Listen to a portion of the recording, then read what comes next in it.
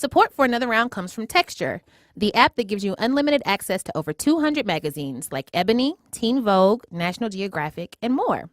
Just imagine having your favorite magazines and their back issues anytime, anywhere. To start your free trial of Texture, go to texture.com/anotherround. Support for Another Round comes from Quip, an electric toothbrush that packs premium vibration and timer features into an ultra slim design that starts at just $25. Go to getquip.com/anotherround right now to get your first refill pack free with a Quip electric toothbrush. That's getquip.com/anotherround. Hey everybody, it's Tracy, and I am here to say thank you because in just a few short hours after going on sale, our December 7th Kwanzaa Spectacular show completely sold out. So thank you to everyone who made that happen. And for those who were not able to get tickets, guess what? We added a second show on December 8th at 8 p.m. also at the Bell House. It's going to be so much fun. We have actual MacArthur genius in the house, Nicole Hannah-Jones. We have Gene Demby of NPR's Code Switch podcast. And we have the best and most famous DJ in all of podcasting, DJ Don Will. They're all going to be with us in the house on the stage. We're going to have some trap remixes. We're going to do some Deck in the Halls and some Drunken Debates and some Coogee Chagaleen and some Ujamas and all the other principles. It's going to be lit. You should come see. Tickets go on sale Saturday, December 8th at noon. Don't miss out. See you there. Hi, everyone. I'm Heben. And I'm Tracy. And welcome to Another Round live in Toronto.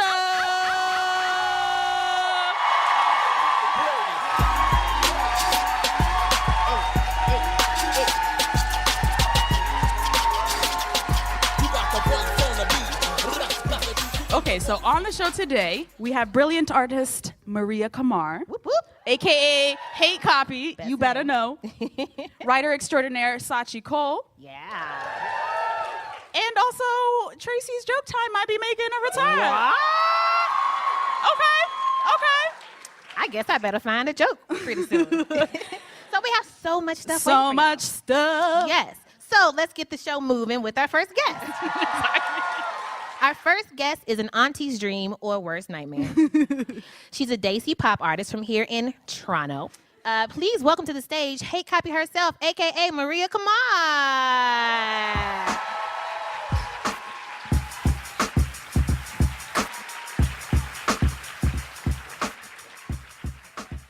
Hi. Hi. So your Twitter handle is HateCopy. Yes. A reference to your former life in advertising. Yep. Which is an industry where there are not a lot of brown people, I do believe. Accurate, fair.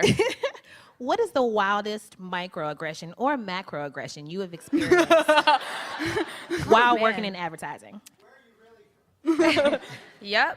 I mean, I have a little story. One of our clients was like an air freshener brand. Okay. And innocent enough. And I don't know about like anybody else, but like my family stocked up on air fresheners because my mother was very embarrassed that, our neighbors would complain that the house would smell like curry and then we would be stinking up the neighborhood. It was one of those things, right? So we did a little bit of research and we realized that the demographic for this air freshener brand was the majority of like brown people. Because that was the reason. My mother's insecurity wasn't just her insecurity. It was a lot of people that were like, oh, we don't want neighbors to complain. Wow. The building smells like, And so I went to my career director and I was like, should we, maybe in the stock images, we should cater this brand towards more of a South Asian community because the research shows that there's like so many of us that are buying this stuff. And they're like, okay, yeah, sure, we'll do that. When we started doing the posts, it was, the stock images were primarily white people. Surprise. And I don't know if that was like a stock image problem or the client problem or that people just, sometimes brands do this thing where they go, oh, this is not the demographic that we are going for. We want this demographic, and it makes no sense because the research doesn't add up. So that was kind of one of those things that really threw me off, and I was and like, that's really code name for we want white people's money, right? Yeah, we want to cater to white people. Yeah, there was a whole thing with Tommy Hilfiger about that too, right? Where like they wouldn't hire models of color because that was not their demographic, and it didn't make any sense. So that was one of the things that really irked me about advertising. It's like I'm contributing to this. Like I don't like this. So you said fuck that. Yeah. No more advertising. Well, they fired me. So I was like, all right, good. You know what? However you got there, you are now I was not their demographic, I guess. So you can go.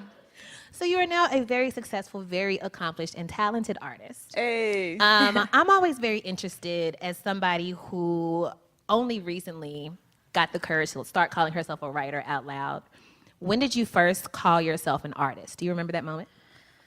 Yeah, it was like very, very recently, like a couple years ago when I first started doing this thing, because everything that I've wanted to do since I was like a kid was like to be an artist. That's all I knew how to do things. Like I couldn't really read well. I wasn't really that good at science. I wasn't really good at anything else. I only really knew how to communicate visually.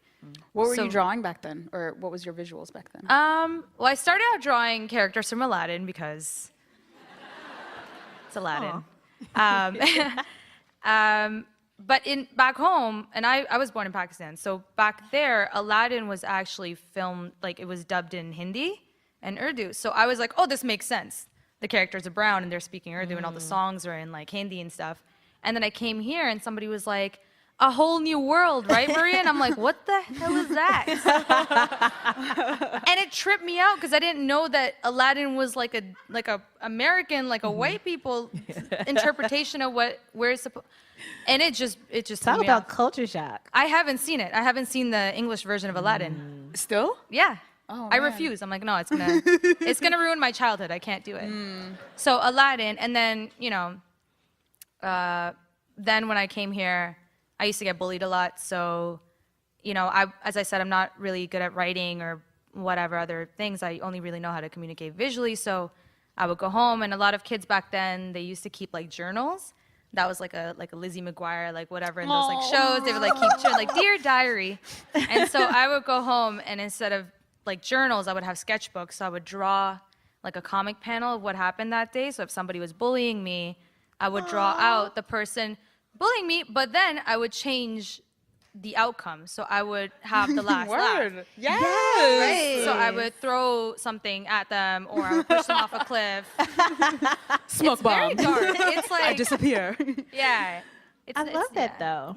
I think my equivalent is like when I've been out in the world and somebody got on my nerves and I didn't like bite back then. When I go home, I have an argument with them in my head and I just read like, first of all, here's what you're not gonna do. I feel like it's a similar thing. I really like this as praxis. Exactly. I'm very into it. So you say that you're not very good at writing, but you wrote a book called Trust No Auntie. It is a visually stunning book. Delightful. And it's also all about aunties. Who amongst us does not have an auntie in our life, for better or for worse? Yes. Who was a huge influence. So I want to know, look at this. Look at how beautiful that is. For the listeners at home, the panel behind us says, there's a an outraged auntie. Why aren't you married yet? And there's a young Daisy girl. I'm only 12, Mom. WTF. Classic auntie move. Classic auntie. I can relate. Yes. But talk to me first about this particular pop art style. And I understand that you refer to yourself as Auntie Warhol, Yes. which I fucking love. Yes. So Auntie Warhol, walk us through this style. So this is basically, if you guys don't know already, I mean, it's pretty common. It's the style of Roy Lichtenstein, who was one of the pioneers of pop art in terms of comics. So he used to take 1940s war comics and turn them into these beautiful, simplified, like paintings of these women crying, like, I'd rather drown than call Brad. And it's cute, but I was kind of like, I was trying to get into the mindset of somebody who, as soon as you heard their name, you'd go, I know their style. So I was like, what would it be to, what would it feel like to live in Roy Lichtenstein's shoes for a minute, but as me? And so I drew something, I tried to draw something that he painted, and his painting was, it was obviously like a crying white woman. I looked down at my paper, and what I drew was somebody with my features, like rounder features, like a nose, like a rounder nose and bigger lips, and like the, softer, cheeks or whatever, and all that stuff. So I was like, this kind of looks like an auntie. This is hilarious. And so I put, I'm like, oh, she's not going to be crying about Brad. can be crying about something that I'd cry about or an auntie would cry about. And I wrote, I burnt the rotis. And so I thought tragedy. it was so funny. Yes. So I thought it was hilarious. So I posted on Instagram, and I got like 5 likes, and then Nice. 10 likes, and I was like, yeah, I found it. I found the thing. 10 likes, 20 likes. I was like, this is some good shit. This is some quality content. So why focus your work on aunties? It's actually not focused entirely on aunties. It's mostly about The believing. book is called Trust No Auntie. The book is called Trust No Auntie, but it's about it's about being a young Desi girl or boy growing up around bad advice. And it's, sometimes it could come from aunties. The uncles make an appearance in the book too. It's mostly about believing in yourself and, and for those that don't really know what aunties are, it's like that person could be related to you, but it could just be like a random lady. It's just something that we say out of respect for like an older woman. It's like, oh, it's an auntie. But that older woman might not respect you. So she might say things like, Damn. Fair. why are you getting a job? This is not important. Women shouldn't be doing this. Or like, just like weird like advice. It's like, why are you saying this, And so the book kind of talks about when that advice comes to you, and it will come to you. When you're in high school, when you're going to university, college, when you're getting a job, in the workplace. And it shows you 2 different ways to deal with that. So there's a rookie mode to doing it, which is like the nice thank you, yes, maybe I'll give into your advice, or the boss mode, which is just to play with their feelings and go, maybe I will meet your son. Maybe we will get married. Why don't you bring him over? Oh, shit. Drama. And then ruin him. I am a fan of ruining men whenever and however we can. So Wait, yes. do white people have aunties? Do they have family reunions? Listen. I don't know. Listen. Legit question. This is a thing we have been talking about for a while. I don't think white people have family reunions. But like, okay, I just like don't think they do. Mitt Romney and company, Okay. they be taking the big ass family reunion pictures. That's because there's 1,100 of them. And once a year, they got to get together to see each other.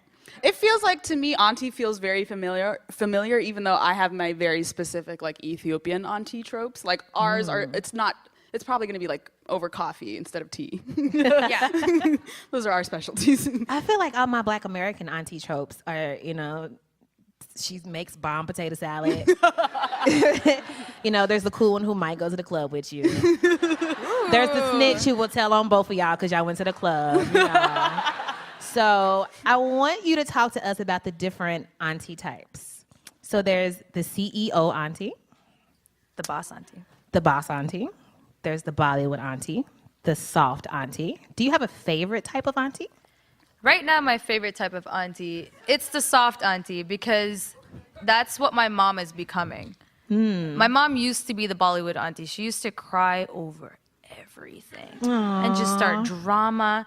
I know when I moved out to go to school, she would be like, you're abandoning me. You're leaving this family. You're breaking us apart. I'm like, I'm going to school. I'm seeing you every weekend. It's happening. I think, so now she's kind of like, she was calling me like right before this thing started. And I was like, Mom, I'm going to speak on a panel thing. So can I call you after? She's like, okay, beta, it's okay. That's fine. Call me when you're free. Oh. She's not dramatic anymore, which is nice. So that's my favorite auntie. Is that the kind of auntie you aspire to be? I aspire to be the CEO auntie. Tell us about the bitch. CEO auntie. The CEO auntie is like the auntie that is, the matriarch. Like she runs the home and everybody in her house is under her control. And she has her eyes and ears and hands in everybody's business. I'm familiar. Yeah. And the online stalker aunties, which I already am. I mean, same. Speaking of your actual aunties and the people in your life, how have they responded to this book? Because you kind of roasted them a little bit. You kind of got the roast hand out. I don't know if my aunties have a sense of humor. Wow. Yeah. Don't let them hear me say this. Eleanor, leave that part in. Think Leave this this in. through. I come from a very, my mom has 13 brothers and sisters. Same. Big family. Exactly 13? Mm-hmm. What? That's crazy. Amazing. Wow, that's crazy. I've literally never met Y'all anybody. related? So I grew up in a very like matriarchal home. There are a lot of women, a lot of aunties, and they're very like so I'm half Gujarati, and Gujarati women are just very chatty, very gossipy, very like, you know. So they love like little gossip. They love to talk about things, you know. I'm living It's for this they're shoulder Maria has a book out. Like, which auntie am I? So I think they were all like they were having fun with it to see what kind of aunties they were. But there were a few comments that were like, you know, Maria, why do they always have to have speech bubbles? They could just not, you know. And I was like, you're absolutely right. So let's zoom out a little bit and talk about the book as a whole. One of the things that we talk about, especially a lot in Black media, is the explanatory comma, meaning, you know, when do you explain parts of yourself and your culture and your own inside references so that people on the outside, usually white people, get it? Because, you know, it's a big burden on Black and brown people to have to explain yourself. Like if I'm writing an article about weaves and I'm just like, a lace front, which is a unit that you install this way. You know, I was like, I don't want to do that. I don't want to do that. Our friends at NPR's Code Switch had a great episode about this. They did. Shout out to Code Switch. So when did you, okay, Code Switch fans? This not a Code Switch show, though. Reel it in. So how did you decide when to do that and when to not do that in the book? Because there are like some definitions in the book. Yeah, I enjoyed having to look stuff up. I'm like, yeah, make me do a Google. I can do that. Yeah. That's the whole point. So there's some things in there that, you know, like terms like Hindi words and stuff like that I just didn't translate just because it's a book that's written for, like, it's from a brown person going to brown people, and, you know, just to help younger brown kids just kind of navigate their world just the way that I did, and advice that I wish I kind of had growing up in the language that I kind of spoke, which was I think it's called Hinglish, which is like half Hindi, half English. But there are, you know, obviously not everybody speaks Hindi, and, you know, they speak Tamil or whatever. And, you know, if you're part of the, you know, there's a lot of people that are part of the culture that you know, I kind of want to do explain to.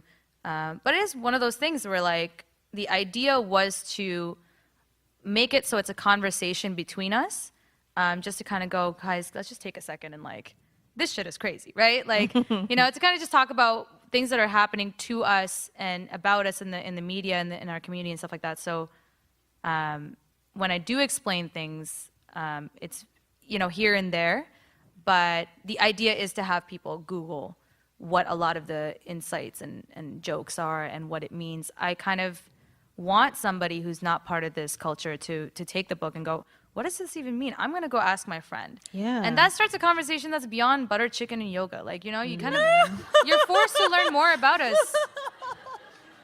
Yes, It's not exactly. curry. There's Namaste. so many different, yeah. Nobody Like, explained yo. white references to us. We just had to get that shit. Yeah. Y'all can do the same. Just a quick Google, it's fine. Okay, so a question that we love to ask every creator on the show is, how has your work changed, if at all, under Trump? Or under just like this shit that we're going through today? I don't know if it has changed or if it has, like, I was recently detained at the Canadian border, like going to the US. And I think they saw, there was a image that I made of an auntie slapping Trump in the face saying, like, Sudharja, which means, like, fix yourself. It's beautiful. It's so good. Look at this. He just needs an auntie to get him together one time. Okay, Yeah. that's how you know Trump has no aunties in his life. I don't know. It was at a weird time too, and, you know, I was just going to hang out with my friends. It was just for a weekend. I was going there to party, and, you know, they kind of asked what I do for a living, and I said, oh, I'm a designer. I'm an artist. I always say designer because when you say artist, they start asking how much money you have. Oh. And then you have to show them your bank account. And if they see what they didn't expect, they go, why do you have this much money? The nerve. Because you're an artist, so shouldn't you be broke? And I don't know. So it's all these things. So they started asking me all these questions like, you know, where was your dad born? How much money do you have? why are you going there? I'm like, I'm going to party for like a weekend. So I'm going to what turn up. My dad doesn't even know I'm doing this. So like, And then, I got into a little bit, maybe if I tell them what I do and that I wrote a book and it's in America and like, maybe they'll like be a little bit, no. They Googled me and they saw this and they went, Wow. I don't know. I don't know So if you're trying to like They live saw here, this but specifically? well, they saw the feed. They saw my like Instagram. And they kind of went, okay, so you're an artist. You're like, where are you from? Are you really Canadian? Are you trying to come in here illegally? What is your, And it shook, like it kind of like scared them a little bit. I don't know what.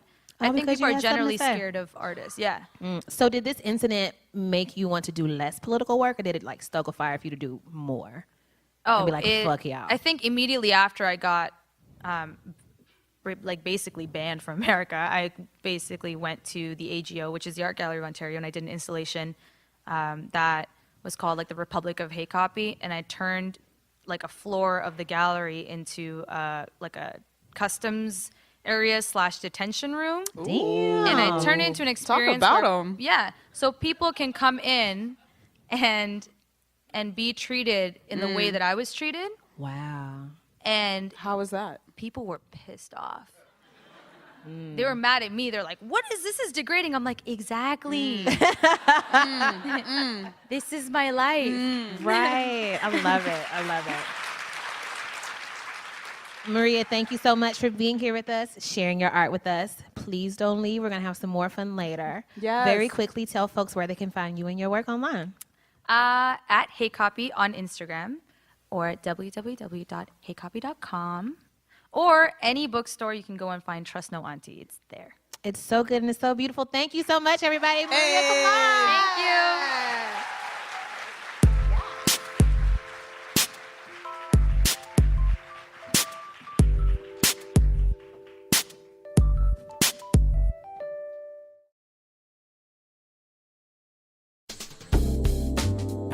Whether you're looking for dependable political reporting, high-quality storytelling, or the latest on culture and entertainment, magazines deliver it all with high-quality writing and beautiful photography. And now you can get all your magazines in one place with Texture. The Texture app gives you unlimited access to over 200 premium magazines. Texture has leading titles like Time, The Atlantic, The New Yorker, Vanity Fair, and Wired. And right now, you can try Texture for free. Just imagine having your favorite magazines and their back issues anytime, anywhere. To start your Texture free trial, go to texture.com/anotherround. If you choose to continue, Another Round listeners will get Texture for just $9.99 a month. That's over 30% off their listed price. There are also great gift options available for the holiday season. Go to texture.com/anotherround to start your free trial today. That's texture.com/anotherround. One more time, that's texture.com/anotherround.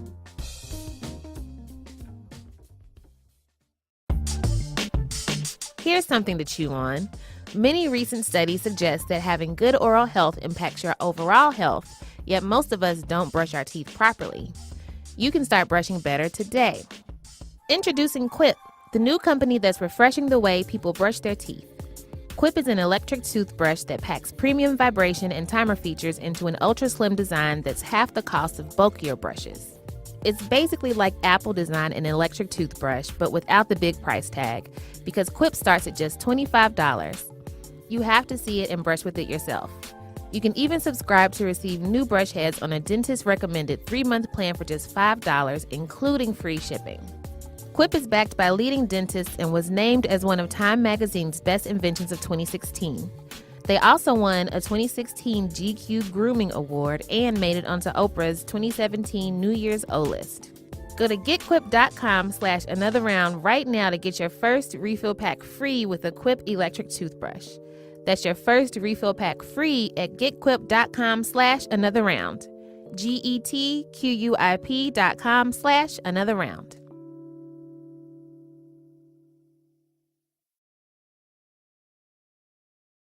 How y'all doing? Pretty good, Tracy. How you doing? I'm cooling, girl. I don't know. Does anybody have a watch on? Does anybody know what time it is? Y'all are so cute. It's also Tracy's joke time. Yo, that was the cutest thing ever. I've never Also, that's seen me. That's anything me that every adorable. time. Also, it's helpful for me to know how late the show is running, so that's good. Y'all so cute. Okay, so the internets have been mad at me for not telling any jokes recently. I hear y'all, I get it. Also, it just feels nice that people want to hear my jokes because this one over here, never. She like, you know what? It's been a while since you told a joke. She's never done it. I don't know if I've said those words. Never. I know that you've never said those words. So I have a little joke, you know, just a little. A little something. Oh no. So this one tickles me so much that I can't get through it usually. So I'm gonna have to read more than usual. But I do know the joke. I just want this to be less painful for y'all. So okay, we can do this as a family. We can get through this. So once upon a time, a man named Bob is walking down the street minding his own business, right? He passes a house. There's a woman sitting on the porch. Next to the woman sits a dog. Next to the dog sits a sign that says, talking dog for sale, right? Bob's like, what? A talking dog? Same. You're right. It don't make any sense. So Bob wanders up to the woman, and he's like, so this dog talks? And she's like, yeah, he does. And he's like, wow, can I talk to him? She's like, yeah, sure, knock yourself out, whatever. So he walks over to the dog, and he says, hello. The dog says, greetings. Yo, in all my tellings of this joke, he's never been that excited. But tonight he's hyped. He's like, greetings. And Bob's like, this dog just said an actual English word. That's crazy. And the lady's like, yeah, ask him anything you want. He's happy to talk to you. He's happy to answer. And so Bob looks at the dog and he asks him, he says, so what have you done with your life? Heavy question for a dog, right? That's a lot. It's a lot. Like, don't come at me like that. I'm feeling attacked. I'm a dog. Right. What have you done? That's what you would expect him to say. But the dog says, oh, I've had a very fulfilling life. I worked with rescuers in the Swiss Alps to save stranded, overly ambitious climbers. Bob's like, overly ambitious? That's a nice word. Then, says the dog, I had the honor of serving our country in both Iraq and Afghanistan. That is fucking amazing, says Bob. And then when I got back, I trained puppies to be therapy dogs for children with autism in low-rent neighborhoods.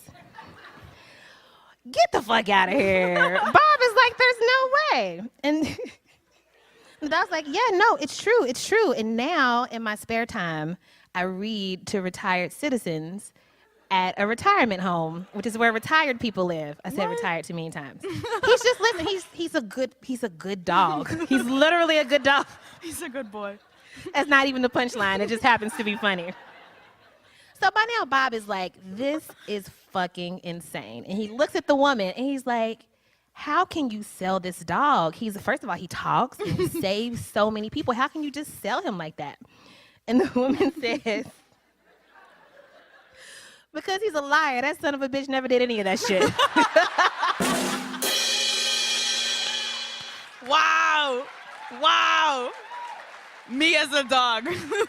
Somehow.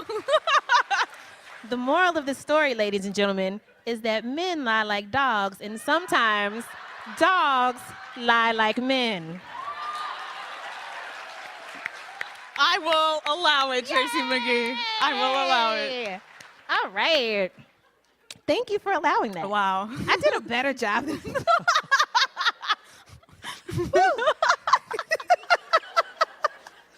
Don't start laughing. I'm not gonna make it. I'm not gonna do it. God damn it, Tracy. Why are you so funny? I don't know. You gotta do the next part. Alrighty, friends. I'm gonna do the next part. Tracy's knocked herself out with her own joke. Common. It was hilarious. Okay. All right, friends. Our next guest is a friend and colleague of ours at BuzzFeed, where she is killing the game as a culture writer. Her work has appeared in HuffPost Canada, The New Yorker, and The Guardian. First, she's going to come out and read a brief excerpt from her book, One Day We'll All Be Dead and None of This Will Matter. Mood. Forever schmood. And then we'll dig into her DMs from The Rock, her trip to the Juggalo March in D.C., What? and her obsession with Danielle Steele. Please welcome to the show, Scaachi Koul.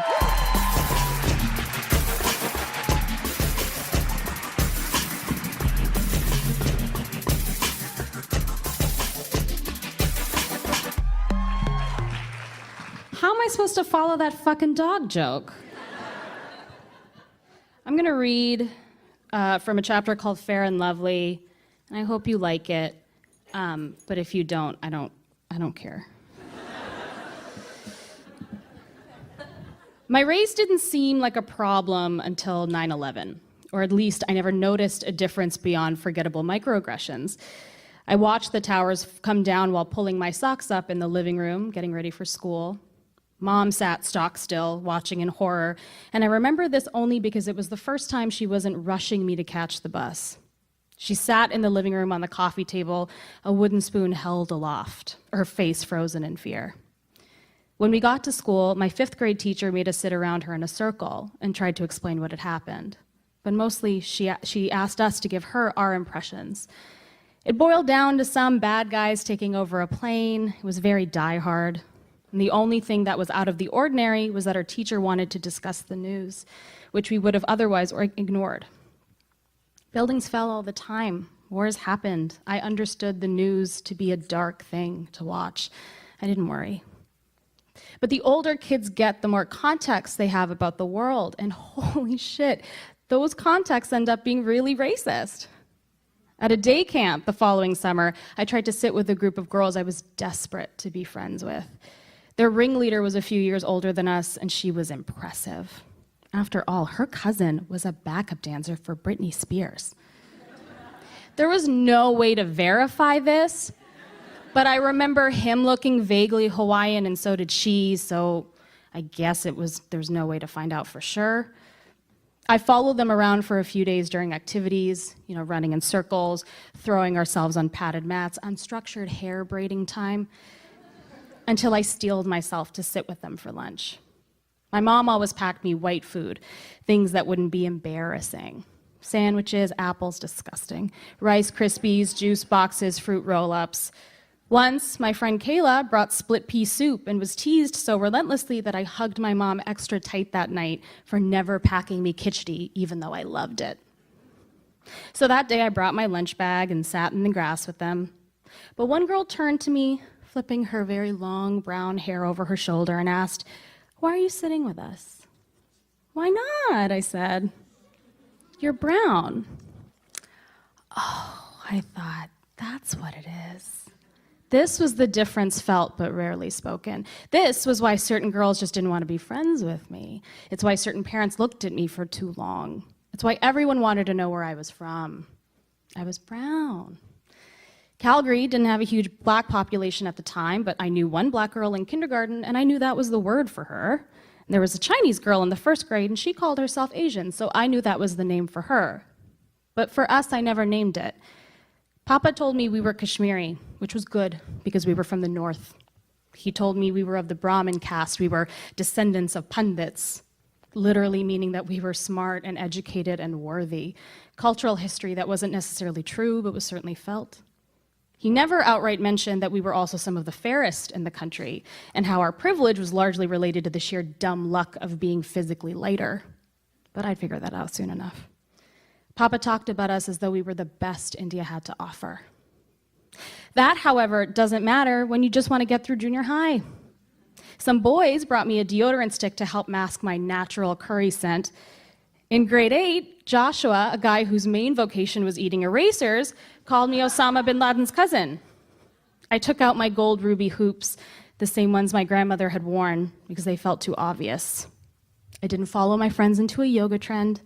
I got my nose pierced, but took the stud out 2 years later because I felt like it marked me. I've since put it back in 3 times. When we had to study different countries in social studies, I would opt for a country that was predominantly white. Greece was a safe bet, France even safer. One girl innocently asked me what kind of food my parents made for dinner, and I roundly told her to go fuck herself. Then, in high school, I was repeatedly called the N-word, because racism doesn't have to be accurate, it just has to be acute. I thought about how much money it might cost for a nose job, something to break down the most obvious ethnic marker I have. All I'd need is some slimming, shattering the cartilage to refit it so I didn't have this Indian bump. Make the tip pointy like a ski jump. White people love skiing. They're just always doing dumb shit with snow.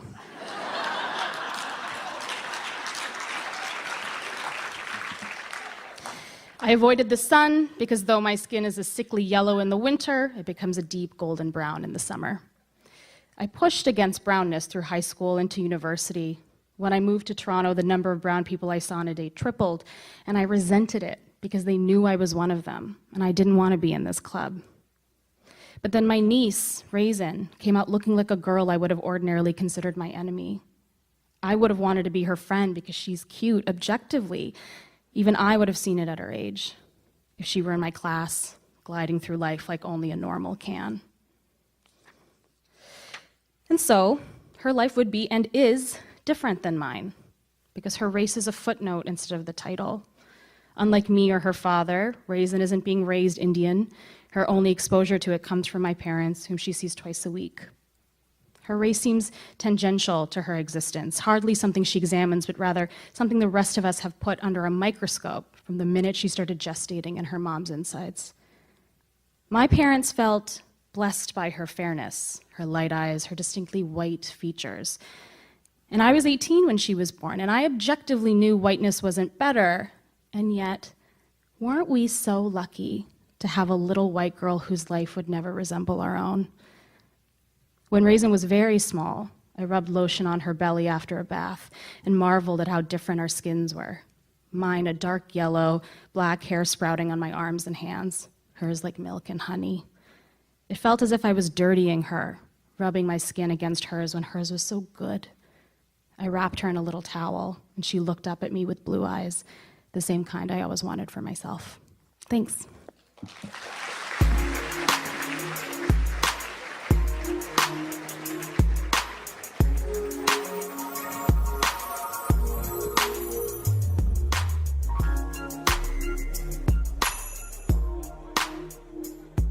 What you just heard is one of my favorite excerpts from Scaachi's book, One Day We'll All Be Dead and None of This Will Matter. Which is true. Daily mantra. Lean Truly. into it. Truly. So this is a very timely excerpt because I don't know if y'all know, but Dove, the beauty soap people, y'all know. Y'all already know. What happened with Dove? They thought it was cool to run an ad that featured a black woman taking off her shirt and becoming white. So this piece, in addition to being timely, like I could relate to so much of it because as a kid, I had friends who were like, "Oh, we have to play on the porch because I can't go out and play in the sun because my mother doesn't want me to get darker." Yeah. So the part with your dad joking about putting a binder clip on Lil Raisin's nose when she was born, I was like, wow, I know mad black people who actively try to thin out their babies' noses when they're born. Oh, yeah. And I was just like, everybody has been tarnished Isn't it by sad racism. that that's like our one You know, bonding? right, right. I'm so glad we have this in common. Are there other like little tips and tricks that like you've heard family members or just like other people talk about for like pushing against their kids' brownness? Sure. I mean, I am pretty fair, so I didn't hear too much of it. But I used to have an aunt who would always come up to me and ask if she could use my foundation because she thought it was a lightening product. Wow. And I was like, no, that's just my face. Oh. But, you know, like there are old wives' tales of you use gram flour or turmeric or honey or yogurt or milk, and you put it on your face in different proportions, and that will make you fair. I mean, it doesn't work. Wow. Honey, really. Yogurt, and that sounds delicious. It's a meal. It's a snack.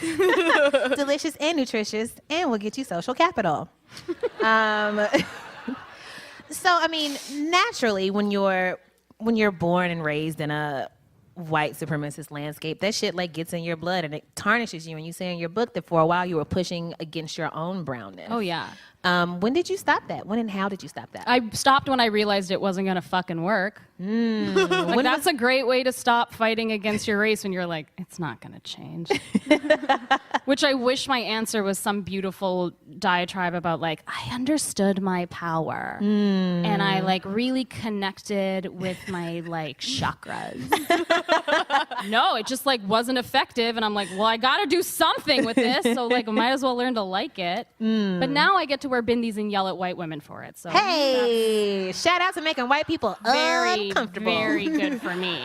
How do you feel like you started to unlearn that? How did I unlearn it? Yeah, like I actually think when my niece was born, that was a big piece of it because it was something that I'm so anxious about her inheriting it. And when she was very young, she's half white and half brown. She's very white passing. And when she was really young, we had this trip to India that we were going on, and she was 4 or 5, and we told her, okay, we're all gonna go to India together. It's gonna suck. You're gonna hate it. But like my reasons for it sucking, I'm like, it's a 24-hour flight and everyone's gonna try to touch your face. So, but to her, she said that she didn't want to go because she thought brown people were poor and that they smelled bad. And I was like, whose house do you think you're in when you say this? Like, she was at my mother's house, lipping off. So she's dead now, but R.I.P. we had like a good run. You don't say things to a brown mom. You don't say wrong. that. You're not And wrong. expect to live. She has so many shoes to hit you with.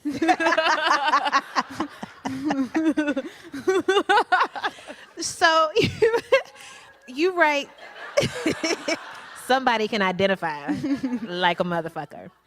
You write so extensively and beautifully and intimately about your own family, which the thought of that terrifies me. Yeah. Was it scary to put so much of your family and their business out there? Did you ask for permission or forgiveness? Oh, I don't ask for or shit. neither, or both? Really? No, I don't, because there's no way you're going to get permission for, like, can I tell a terrible story? Like, what am I going to go to my niece and be like, I'm going to tell a story about how you were racist when you were a baby. It's going to live in perpetuity forever. And then if you ever run into anybody who read the book, they're going to be like, oh, you're that racist baby. So no, I didn't ask. I just changed everybody's name and hope for the best. Is it bad that I would watch a reality TV show about a racist baby? So would I. I so would. Yeah. Because it would be awful, but so cute. Yeah. Wow, I'm in. I'm Yeah. sold. I would watch that. Scaachi, you, I think, are one of the wittiest people that I follow on Twitter. I agree. I feel like as Americans, people have this like this perception of Canada as just this like place you can run away to that doesn't have racial problems. Y'all got free You know what healthcare I'm saying? Stuff. I feel like people have a naive maybe image of Canada as like this. Y'all seem perfect compared to what we got Well, going I on. think like Canada's super racist and it's a mess and everything's broken. Sure. We're fine. But I think what ends up happening is you guys are just so fucking loud down there that like nobody hears anything that's happening here. So we can't even like, accurate. and there's like a running joke about the U.S.-Canada border, which it's the largest one-way mirror in the world. Ooh. Because you guys look up and you're like, oh, we look great. And we look down and we're like, no, that's not. Y'all still ain't got healthcare. How's that going? Y'all's president still showing his penny lines everywhere? Yeah. That's embarrassing. Yeah. Yeah. All right, drag us. Cool. I mean, why else did you come? Fair. That's completely fair. This is gonna be not a smooth transition at all. You went to a march of the Juggalos. There's no way we could have Since you transitioned won't from talk anything about else. us. We not at Juggalo marches. I did go to the gathering. It was Why? a gathering of the Juggalo. Why? Yeah. My editor thought it was funny to make me do it, probably. So you didn't know anything about it before? Not a ton. I'm you a not big secret on juggalo? Adult men dressing up like clowns, generally speaking. So not it wasn't for me. really like it wasn't my bag. It was fascinating. There were a couple of thousand, a bunch of juggalos. Do you guys know what juggalos are? Great question. Bless. I just assumed Y'all that are everybody blessed. knows about these Okay. crazy Let's ass explain people. it a little. Juggalos are Juggalo? fans of the band Insane Clown Posse. Yeah. So Murmurs. they dress up like Of clowns. recognition, confusion. They it's like a I'm gonna say this very tenuously, forgive me, but they are a rap group. Ooh, there were air quotes. People at home Heavy should air see. quotes, but yes, I'll give you heavy air quotes rap group. like it's like whatever. Anyway, they rap. like spray off-brand soda on each other and sing about murdering racists. Hey. Right? Okay. They sing about murdering racists? Yes, they're very anti-fascist, anti-oppression, anti-Confederate flag. news to me. Right, and you wouldn't expect that because they tend to be white men who are poorer, and so they are kind of the demographic that maybe would have voted for Trump in theory. But they went to the mall in Washington to protest because in 2011 they were listed as a gang group, as a loosely affiliated gang group at the FBI's gang assessment. If that makes them leave black people alone for a little while, I'm okay with it. I don't know. I don't know why that happened or how, but they were real sour about it. And they were claiming all of these oppressive things had happened. They had lost custody of their kids and their parole had been revoked. And Damn. yeah, so Damn. Somebody found that hilarious. parole's a gas, you know? Like, I get it. Huh. Okay. I want to see if we can get a little more random than this story of you being at a Juggalo March. And I think we can do that in a segment that we like to call Pew Pew Pew. So ideally, this will be rapid fire. Oh, fuck. We All right. try. We always I hate fail. it. I hate it. What is it? Cool, let's do it. You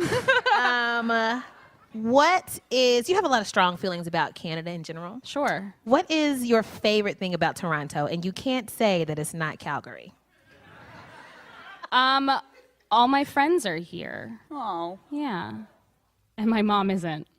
Okay. Don't tell her. She'll never hear it. She'll never know that you No, they will. No they one have will a know Google you alert said for my this. name, and now Oh. they call me when stuff happens. Yeah, you're fucked. Sorry. Okay, It's whoops. been so cool Yeah. knowing you. Yeah. So You got some DMs from The Rock? ooh, indeed. Indeed. So he slid in your DMs. If I I'm to had understand this? written a story about The Rock as being sort of our last like populist hero, and of course he loved it because he probably He's The digs Rock. himself quite a bit. Yeah.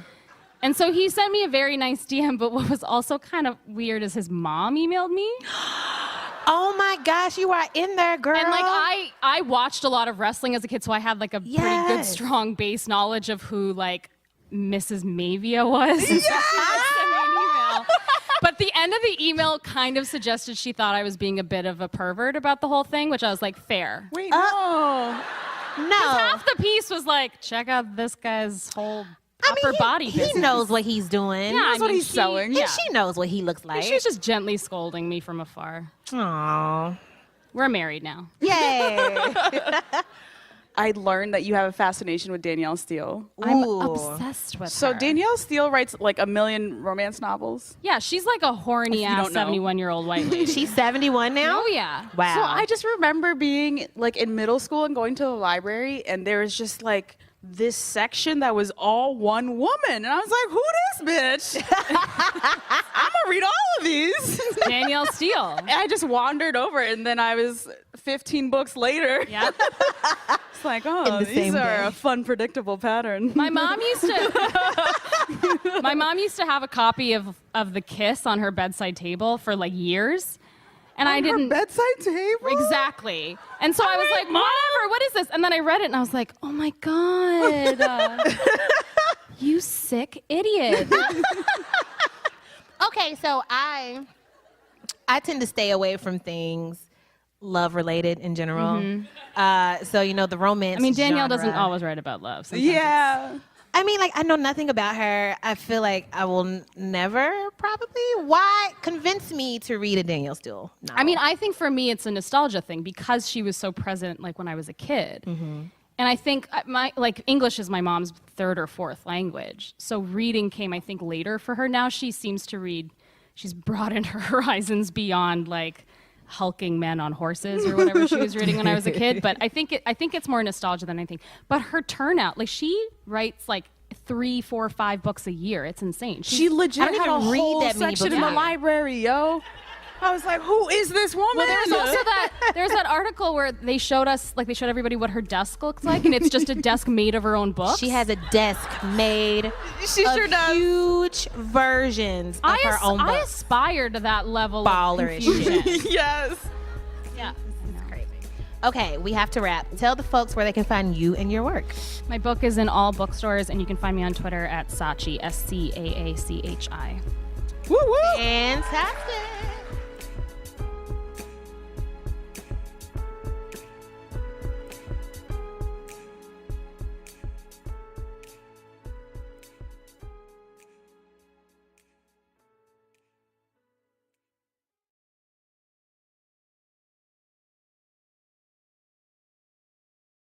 Let's buy some rounds and go to sleep. Yes. Y'all wore me out, Toronto. Y'all just Let's buy in some the best rounds.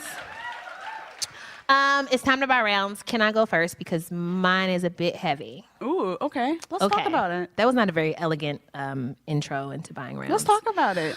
Does anybody like true crime in the house? Okay, fair. I feel like if this was America, they'd be like rolling in the streets like, yeah, murder and guns. Fuck yeah. So that's actually kind of comforting. I have I don't want to say obsession. I have I think that's fair. Wow, drag me in front of all these people. Cool. I was worried about it until I talked to my therapist and she said it was fine. But I'm really, really into true crime, right? I'm not going to go into the whole thing, but it's born of my anxiety over being serial killed or kidnapped or raped or any of the other horrible things that men do, right? So I listen to a lot of true crime. I only listen to true crime podcasts, aside from my own, which I have to listen to because I get yelled at if I don't. So,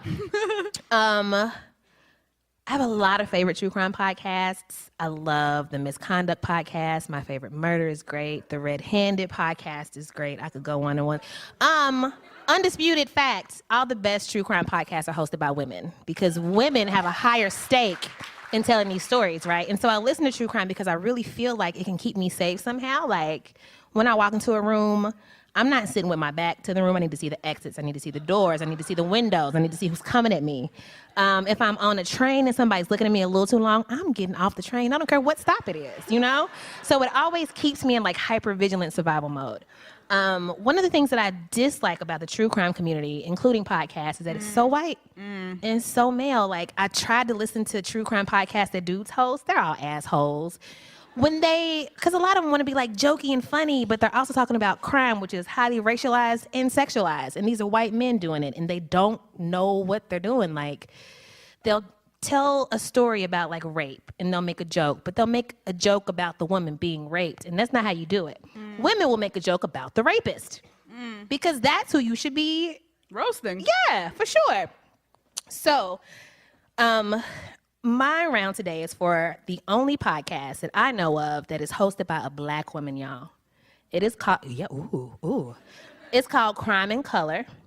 It is hosted by a young lady named Kiera. I don't know very much about her. I've only started listening to it recently.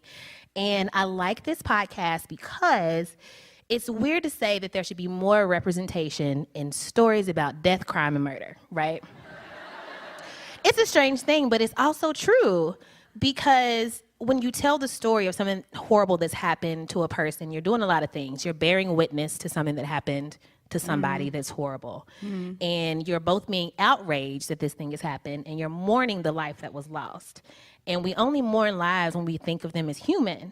We only mourn lives when we think that it's necessary, that they deserve it. People aren't telling black women's stories. People aren't telling trans women's stories. People aren't telling queer women's stories. You know, it's just the stories of these poor white women who were mowed down in the prime of their lives, which they deserve, not sorrow. What's the word? Shit. Yes. All of those things. They deserve empathy. They deserve being missed and being mourned in public. We don't get that same luxury. It's sad that it's a luxury in this day and age, you know, to mourn somebody's life being lost. It's a luxury, and it's ridiculous. So even with my favorite podcasts, I have to actively be like, okay, This is very one-sided, but this is all I have, so I have to take it. But with Crime and Color, it's so nice to hear somebody report on like a black woman being killed and being like, you know, if she was white, this case would have been all over the media, but nobody cares about us. It's just like, yes, you know? And it's so crazy to want to be seen in this area, but it's so nice to be like, somebody cares about black women being murdered. Somebody cares about trans women being murdered. Oh, speaking of. Ooh, talk about it. Listen, and it's sad that I got so excited about this because it really is just like what everybody should be doing. There was one episode where she was like, you know, I really want to report on the deaths of trans women of color, but I feel like I should talk to a trans woman about it. And I was like, oh my God. How easy was it to include the voices of people in your story? And she's just like, you know what? I don't know. I'm not equipped to tell this story. Can you help to connect me with somebody else who lives this life, who's been affected by it? And I was just like, more of this, please. More trying, more effort, more energy. Woo. So if you're into true crime, if you are into true crime, it is really worth it to seek out the stories of people of color, of marginalized groups, because when you can behold their suffering and really see what we fucking go through, you start to see us as human if you don't already. And that's what we really need. Black lives matter. Black trans lives matter. Trans lives matter, you know? And this is a great way to start. So listen to Crime and Color. Amen. Yeah. Amen. Who or what is your round for? Something happy, I hope. Mine is super quick and like Beyonce related, of course. Yes! A good note to end on. Super quick. Okay, I would like to buy a round for the gap between the way an item of clothing looks on a runway model versus how it looks on Beyonce. That gap. Let's talk about it. Okay, so you know I've been doing a lot of online shopping, Tracy. Uh-huh. Capitalism has me in its throes. Yes. It gets us out Retail eventually. therapy. Anyways, I've been trying to learn more about designers and fashion because I think my next scam is I'm going to be a stylist. It just feels like one of those things where if I can learn like a few of the basics, like learn some designers, know some names, I can just like A few toss them basics out, you must know? have in your closet. Yeah. So I've been following a lot of like just basic accounts that are like, here's what your favorite celebrities wore, like, and points you to all the designers. So I'm just trying to see the range of like what Beyonce's wearing, what Rihanna's wearing, you know, my faves, etc. And just, first of all, fashion's so weird. I don't relate to it at all. I've never looked at like a magazine thing and been like, I could too wear Everything this. on the runway looks crazy. I'm like, you can't wear that to the club. You look like Big Bird. Like, what you doing? Honestly. But then Beyonce puts the shit on. You're like, oh. It's a look. It's a look. I see. It's a vision. And for our listeners who can't see what everyone else here is seeing, it's basically just side by sides of mostly Beyonce plus one picture of Rihanna wearing dresses that look foolish on the runway, but on them it's just like, where do I buy it? Exactly. Yeah. It's just been so inspiring to see, like, as I'm just trying to learn some basics about like designers and stuff, it's just exciting to see like that kind of leap of faith. I don't know. It seems so simple because I just like never think of clothing as like a thing that can be this fun. But they take this little leap of faith where it's like, all right, here's this skinny ass, white ass model. I'll look nothing like this. But when I put it on, it's me. It's a vision. It's a look. It's curves. It's stuff in a dress. Yes. And obviously it's like, okay, if you're Beyonce, anything You can put looks good on a you. banana leaf. And it's like, yes, Beyonce, yes. But I'm just inspired by the vision, the gap, Fuck it up, the gap and the yes. jump. Yes. Okay, would you wear any of these outfits after seeing All them of on them. Beyonce and Rihanna? Really? Yeah. I can see you in all of these. I think it's you just like a ruffle. I love a ruffle, a tulle, a sheer, and that's like in this season. God bless, and platforms. God bless. Ew. That's the only way I can wear heels. Once they're gone, I'm done.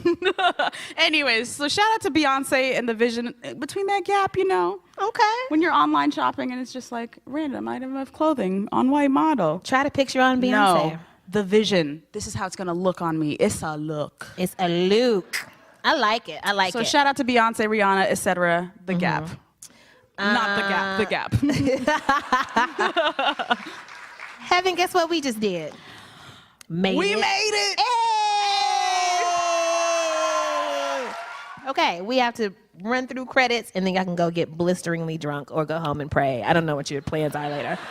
Thank you so much to our amazing guest, Miss Maria Qamar, Miss Scaachi Koul.